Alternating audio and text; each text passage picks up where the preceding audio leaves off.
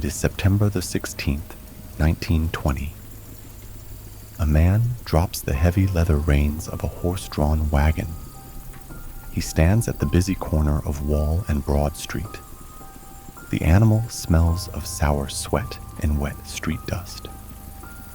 The man walks away without looking back, disappearing into the lunchtime crowd. The Trinity church bells begin to ring.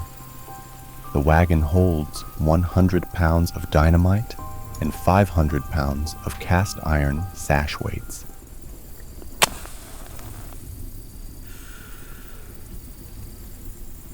You're up late, sitting alone in the dark. The radio dial is the only thing burning in your parlor. You want the cold ink of the truth. You are listening to the Midnight Box. I am Vesper Klein. It was 1 minute past noon. The financial district was crowded with clerks, stenographers, and runners. They were walking past the stone columns of the J.P. Morgan Bank. Then the wagon exploded. The blast turned the horse and wagon into flying metal. It sent hundreds of heavy iron slugs tearing through the air. The flames reached 12 stories high. Bloodied financial ledgers scattered across the pavement like dirty snow. We don't just count the dead. By the end of the day, 38 young men and women would never go home, leaving 38 sets of house keys sitting useless on entry tables. Over 400 more were bleeding on the pavement.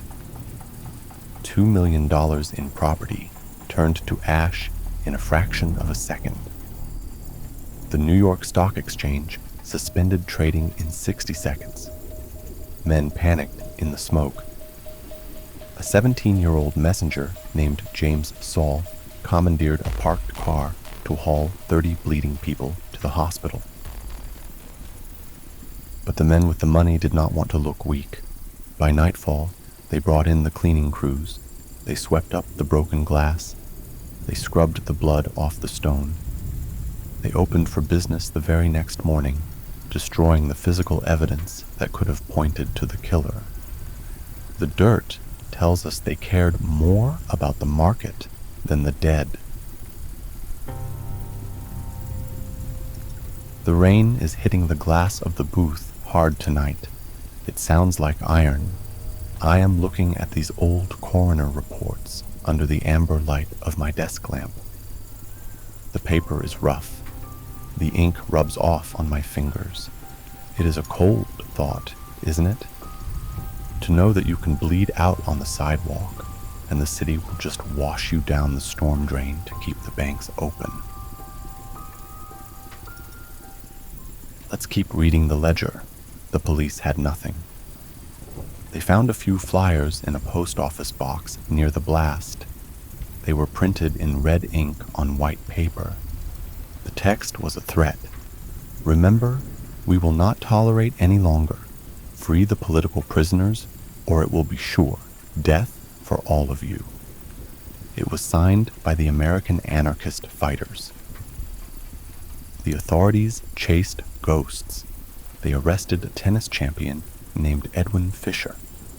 He had sent postcards warning his friends to leave Wall Street before the blast. He claimed he heard voices in the air. They locked him in an asylum, but he was harmless. The real killer was already gone. The architect of the blast was a man named Mario Buda. He was an Italian immigrant. He was short, quiet, and carried a deep anger. People called him Nasone because of his big nose. Buda was a bomb maker. He followed a radical named Luigi Galleani, a man who preached the violent overthrow of the government. Galleani wrote a bomb-making manual called Health is in You. Buda read the instructions well. In the years before the blast, the Galleanists waged a quiet war. They planted package bombs across the country. They blew up a police station in Milwaukee, killing 10 people. Buda laid low in Iron River, Michigan. He sold bootleg whiskey. He worked the railroad. He learned how to handle dynamite in the iron mines. The government fought back. They raided the radical newspapers. A package bomb was delivered to the door of Attorney General Palmer. The government answered with the Palmer raids. They kicked down doors. They dragged radicals out of their beds. They deported Luigi Galleani in 1919. Buda was furious. But the final spark came in the spring of 1920. Buda was best friends with two other men, Nicola Sacco and Bartolomeo Vanzetti. Buda rented a house in Massachusetts where he ran his whiskey operation under the alias Mike Buda. He kept a car hidden in a local garage. The police wanted to talk to him about a robbery in Bridgewater. They set a trap at the garage. Buda arrived on a motorcycle with another man, but he sensed the danger. He left the car and vanished into the night. An hour later, the police arrested Sacco and Vanzetti on the street. The cops didn't suspect them of the robbery at first, but the two men lied about knowing Buda. They lied about their politics. Their lies gave the prosecution the rope to hang them.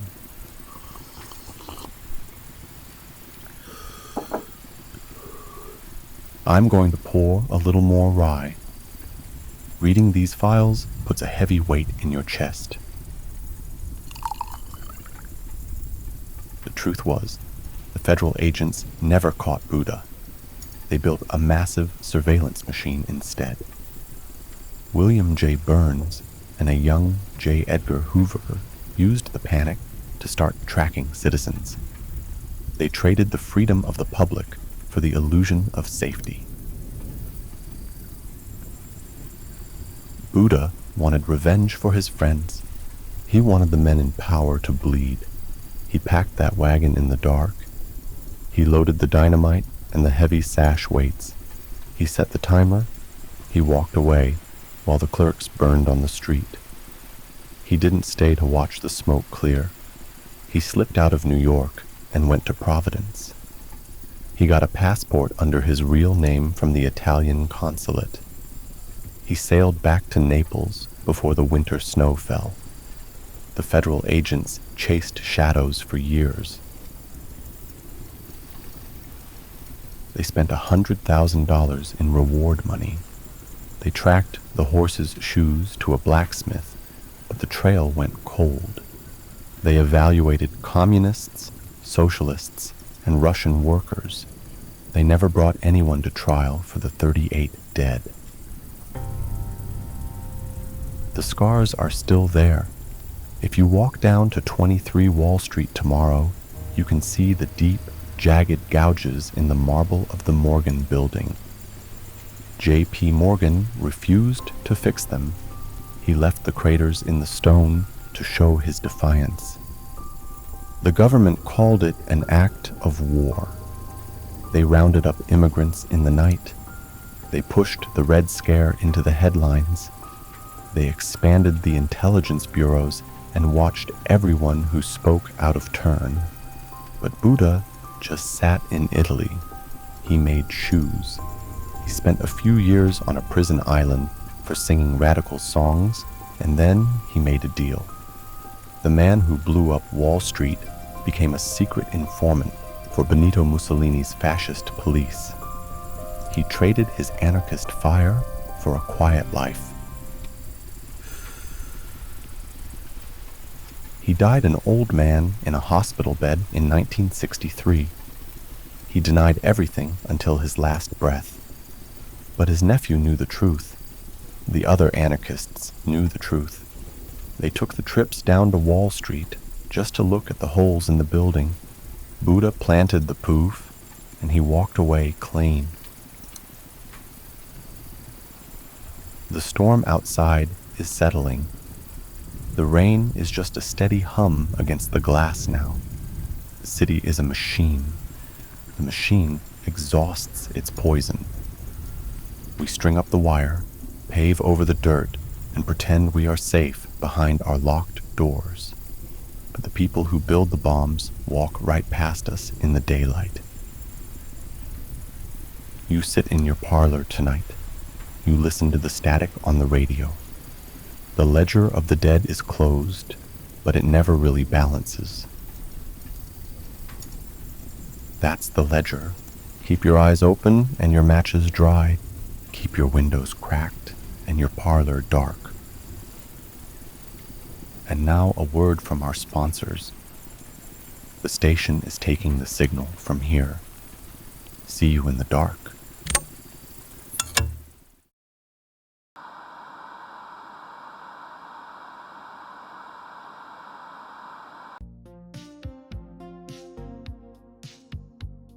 The dust is still settling over the shattered glass and twisted metal of the financial district. Citizens are wandering through the rubble right now, desperately clutching whatever physical currency they managed to pull from the wreckage.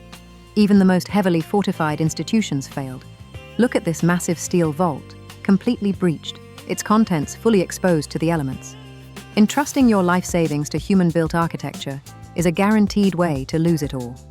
Are traditional banking institutions exploding right before your very eyes? Of course they are. Here at Void Mart, we bypass the fragile mortal supply chain to bring you solutions for problems you didn't even know you had. We've already seen what you're looking for.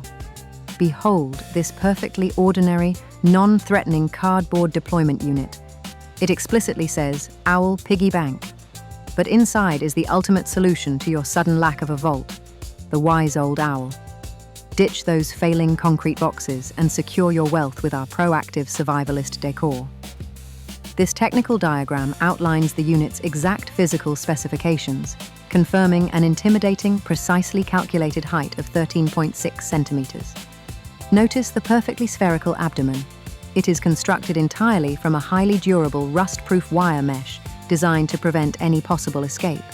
Simply drop your earthly currency straight into its metal belly and watch it safely accumulate behind the reinforced grid. This transparent barrier lets you verify your assets at a glance without ever risking exposure to the dangerous world outside. A sealed spherical metal containment unit will outlast a crumbling bank every single time. But what about the looters creeping around your perimeter? The wise old owl comes equipped with enormous painted metal eyes that stare ceaselessly into the souls of potential intruders. It never looks away. It never blinks. It does not require sleep. That cold, unyielding gaze will protect your back-to-school savings far better than any mortal security guard ever could. Abandon the burning vaults of men and embrace the eternal vigilance of the bird. To summon this artifact into your home right now, locate the portal link in the video description below.